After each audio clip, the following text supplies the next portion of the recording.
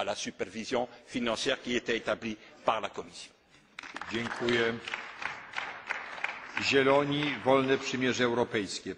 Je vous remercie. Pour le groupe des Verts, je donne la parole à M. Cohn-Bendit. Président, chers collègues, je vais continuer un peu dans cette direction qu'a développée Guy Verhofstadt.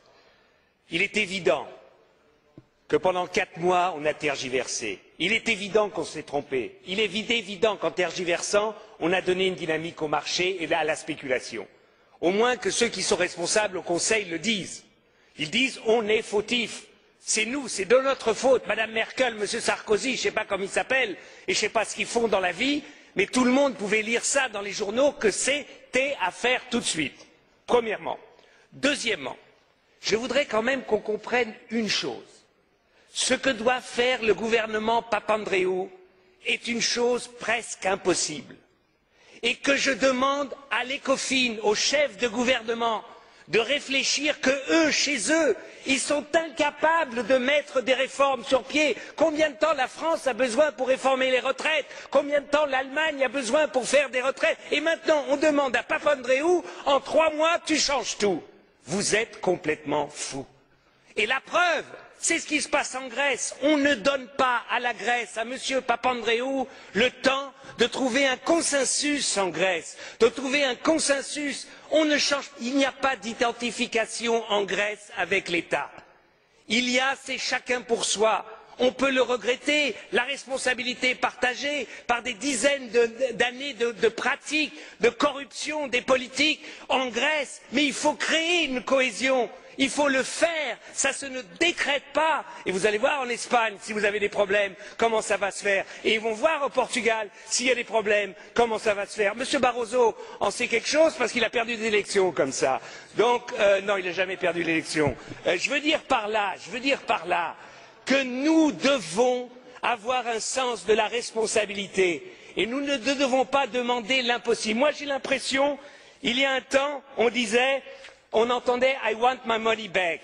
J'ai l'impression qu'au gouvernement, maintenant, on dit I want to make money on the back of the Greece. Parce que c'est ça aussi, quand on emprunte à 1,5 ou 3% et qu'on donne à la Grèce à 3, à 5 ou 6%, on fait de l'argent sur le dos de la Grèce. C'est intolérable. Et puis alors, l'Europe peut prendre des initiatives. Guy Verhofstadt a raison quand il a parlé d'un fonds monétaire européen, d'un fonds d'investissement et de solidarité pour lever un emprunt européen. Il faut changer les traités. Eh bien, ici, camarades, ici, dans ce Parlement, nous avons la possibilité de prendre une initiative pour changer les traités. N'attendons pas le Conseil, ils sont incapables de décider. Prenons l'initiative, une initiative commune de ce Parlement pour changer les traités, pour qu'enfin il y ait un fonds monétaire européen qui puisse justement s'attaquer à la spéculation. Nous pouvons le faire, yes we can. Let's do it. Et maintenant je voudrais dire autre chose sur le pilotage de ce qui se passe en Grèce. Je demande à la Commission d'associer la DG Emploi au pilotage, pour qu'on mesure aussi ce qui se passe en Grèce. Et je demande au Conseil de dire au FMI d'associer le Bureau international du travail au pilotage de ce qui se passe en Grèce. Parce que ce sont des êtres humains, il y a des problèmes d'emploi, il y a des salariés, et je trouve que ce n'est pas seulement la finance qui doit dicter, mais aussi la sécurité et les bureaux internationaux du travail, où la DG Emploi serait un correctif à la folie des fois de ceux qui ne décident que sur la finance. Et puis, un dernier point. Il y a une possibilité d'aider le budget grec. Simple. C'est de prendre une initiative, l'Union européenne, pour le désarmement dans la région. C'est-à-dire une initiative politique, Grèce, Turquie, pour le désarmement. C'est-à-dire une initiative politique que les troupes